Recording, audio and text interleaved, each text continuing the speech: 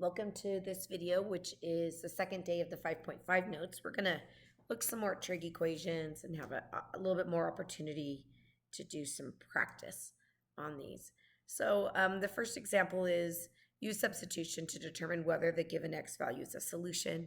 So essentially we can just substitute in and verify that we are getting the correct numerical value for that equation anytime you're asked to determine if something is a solution. So the cosine of 2 pi over 3, which is over here, 2 pi over 3 has the coordinates negative 1/2, negative root 3 over 2.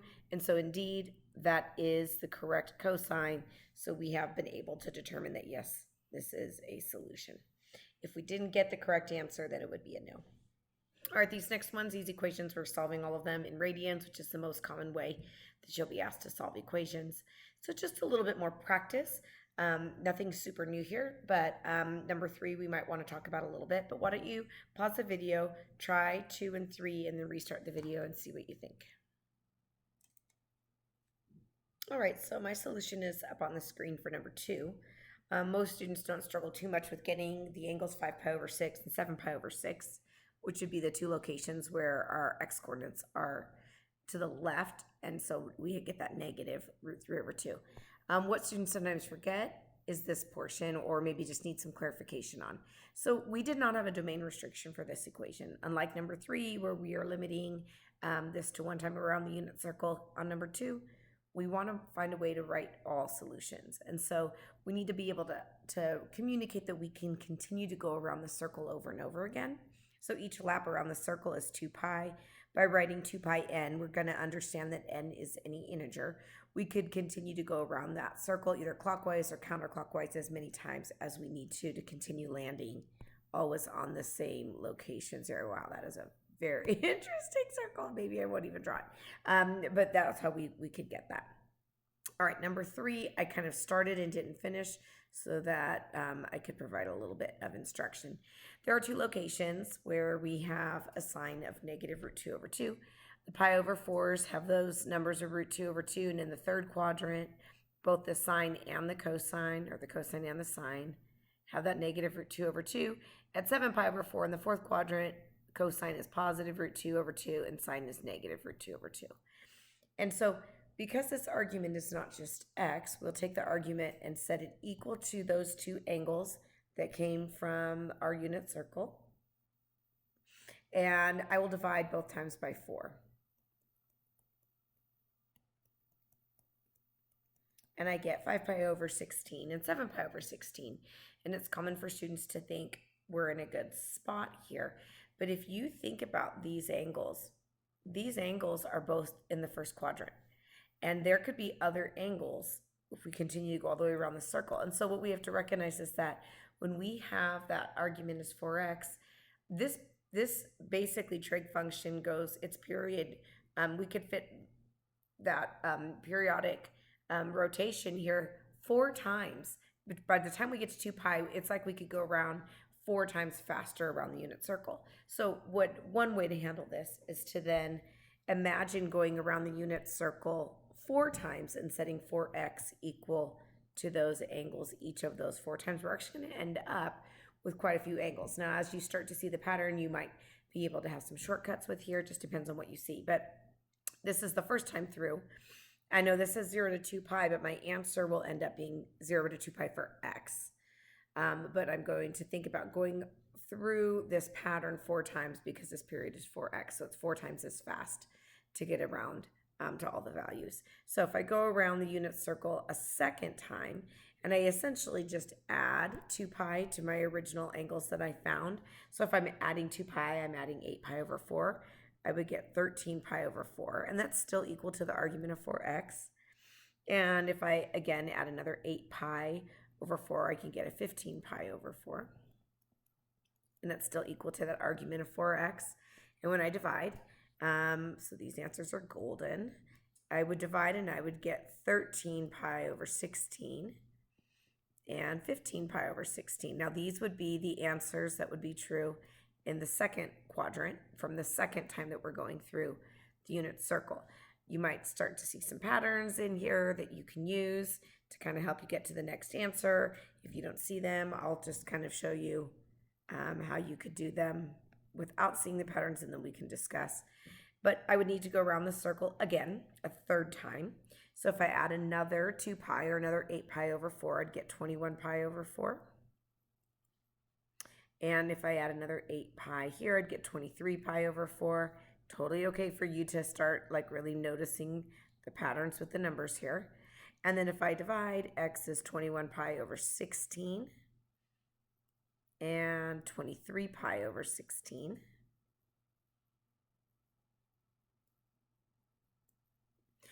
I've now gone through this 3 times. I would need to do this a 4th time. So for x, if I add into the last 21 pi over 4, if I add in another 8 pi over 4 or 2 pi, that'd be 29 pi over 4 when you divide. X is 29 pi over 16. And if I add to 8 pi over 4 to 23 pi over 4, I'd get 31 pi over 4 or 31 pi over 16. All right, now, are there faster ways to come up with these 8 answers? And we do need all 8 of them, by the way. Okay, so we would list out all 8 of them. Absolutely. So first of all, you might notice that this numerator is always increasing by 2. That can save you some work. Each time that you're lapping this unit circle around, you could just kind of, if you found the first one, you could add 2 on that numerator to find the second one. I think I didn't write that 16 properly. Also, again, once you notice that numerator, you just add 8, you could keep doing that. So I wrote each time the equation. We can see the denominator is always going to be a 16. You don't have to show all of that work unless it's in some way helpful to you. But we do want all 8 of these answers, 2 for each kind of portion of the period of this, or 2 per quadrant. All right. Go ahead and pause the video, try number 4 and number 5. You might want to think number 4 a little bit about factoring. Number 5, you might want to think about isolating and square rooting. All right, getting started with number 4, I factored this trinomial. And the first factor, and you could have these in any order, but the first factor, cosine of x is equal to 1 at 0 and 2 pi. We're not including 2 pi, so just at 0. And then for the second factor, cosine of x cannot ever equal -3 because our amplitude is at most 1 unless we have a common multiplier in the front, which we don't have. I didn't finish number 5 yet, just wanted to kind of get it started here. But on this one, so I moved the 3 over, changed its sign, divided, and then square rooted. Now, be careful. Right here, it is really common for students, again, whenever you take an even root to both sides of the equation as you're trying to use inverse operations, you need a plus or minus as part of your answer. We want to be thinking about where would we have a tangent of root 3 over 3 or 1 over root 3 prior to rationalizing. Well, and I'm actually going to kind of work with the non-rationalized answer to help me a little bit. Since I know that tangent is sine over cosine, sine of x over cosine of x, I would want a 1 on the top and a root 3 on the bottom. And then the denominators of 2 would then cancel out. That would give me the 1 over root 3, which is what I'd have before I rationalize. Now I can have these with either both a positive, or I can have them both with a negative, or I could even have some of each, because I am allowed to have both positive and negative tangents. So all 4 quadrants would need to be considered, but I'm looking for the place where cosine is root 3 over 2, either positive or negative, and sine is 1/2. Well, those are all of our pi over 6 angles. So at pi over 6, we have that pattern of root 3 over 2 for cosine and 1/2 for sine. And then we have various positive and negatives of those in the different quadrants, but still have that same set of values. And so I would really want to make sure I include all of them. And so x could be any of these 4 angles here. And so I will include all of them. So pi over 6, 5 pi over 6, 7 pi over 6, and 11 pi over 6 all need to be included because of when we square rooted both sides, we got a plus minus. So all 4 quadrants are viable answers. All right, go ahead and pause the video. Try 6 and 7. And when you're ready, go ahead and restart them to check your solutions. All right, for number 6, this is already factored for you and already set equal to 0. So we can use the zero product property and set each of these equal to 0. Well, cotangent equals 0 when cosine over sine equals 0, or so when cosine of x is equal to 0. And we do get a couple solutions there. The problem is that if cosine is equal to, or cotangent is equal to 0, then tangent would have to be undefined because it's the reciprocal of tangent. And so we'd have to have a 0 on the denominator. Here's another way to think of that.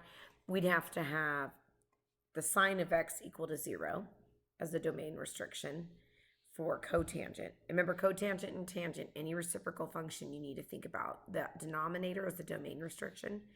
We're not ever allowed to have sine of x equal to 0, which happens a couple times at 0 and 2 pi, but 2 pi is outside of our domain anyway, so we wouldn't even worry about that one. But from the tangent function, we want where tangent of x is equal to -1, which we do have a couple of places in the second and fourth quadrant where that would happen. But we also have to consider the fact that that denominator of tangent, which is cosine, cannot equal 0, or else we would get a domain restriction. Well, that would happen at pi over 2 and 3 pi over 2. So if those angles ever show up in our answers, we need to reject them. And they did. They showed up from the first factor, which is why I've crossed them out. We do have a couple of different domain restrictions at 0 pi over 2 and 3 pi over 2, and 2 of those showed up, so we had to reject them. Number 4, if you don't look at it closely, you might not recognize initially that we have both sine and cosine. So we should substitute in our sine squared with the Pythagorean identity of 1 minus cosine squared. We can distribute, combine like terms. I moved everything over to the right-hand side just because I didn't want to deal with a leading negative coefficient for that cosine squared. When I factored it, this factored as a perfect square binomials, and so I got the same factor twice.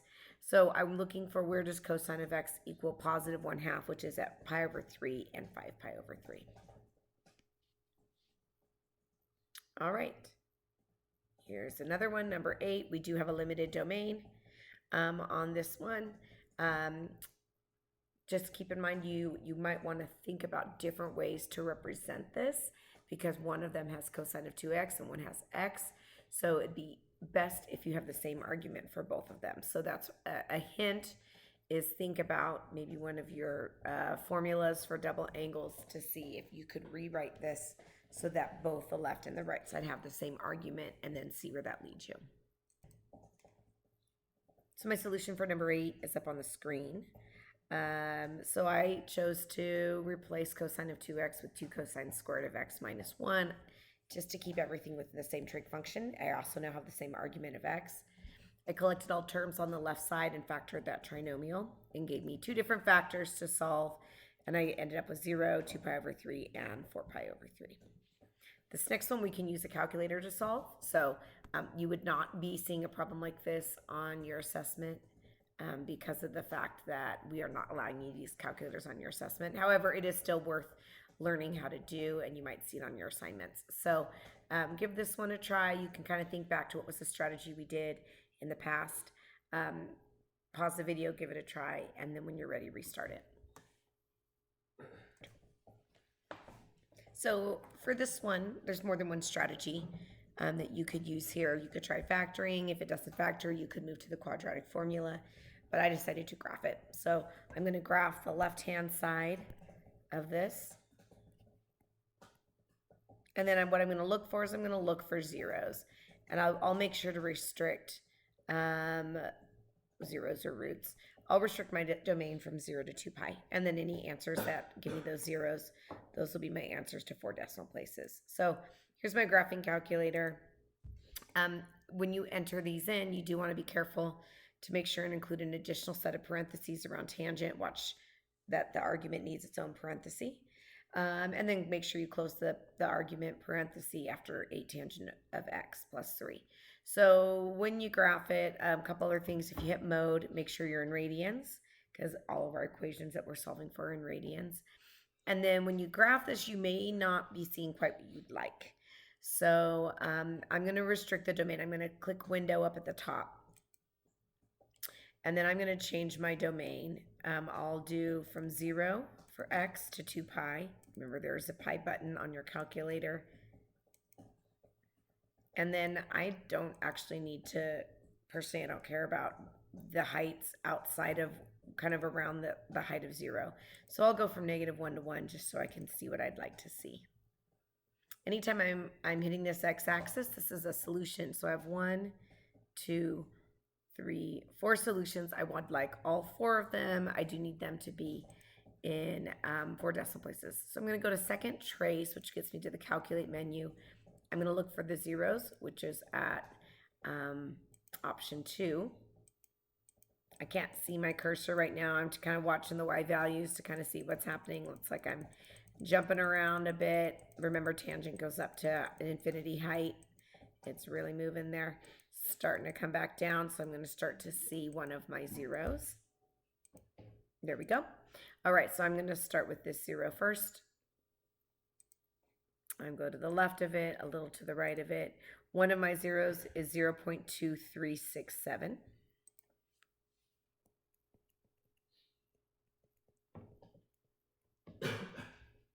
I'm going to write these in order. Since that one was not farthest to the left, I didn't write it first. And now I'm going to find this 0, so I'll just arrow over a bit. Cross that x-axis first.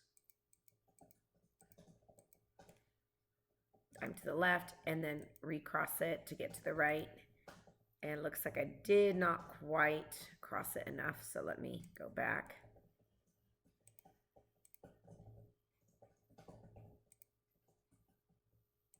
There we go.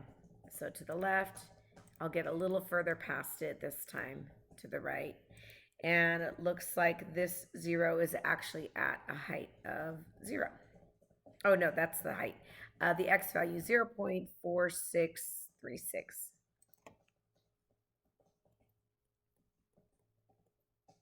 So that means maybe my last one, I did something perhaps that I shouldn't have. Let me try that again.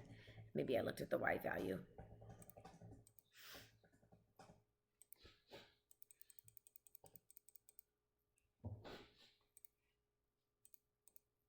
Oops. Here we go. All right. Oh, yeah. I did the wrong. I don't know what I did. But it looks like this 0 is at 0.9828.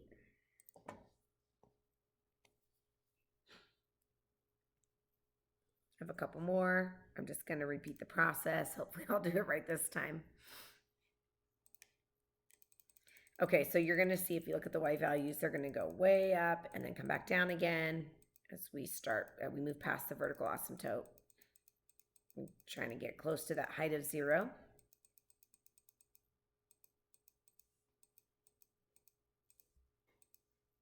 There we go. All right, so I'm to the left of it. I'll click past it a little bit to get to the right of it. Looks like this 0 is at 3.605.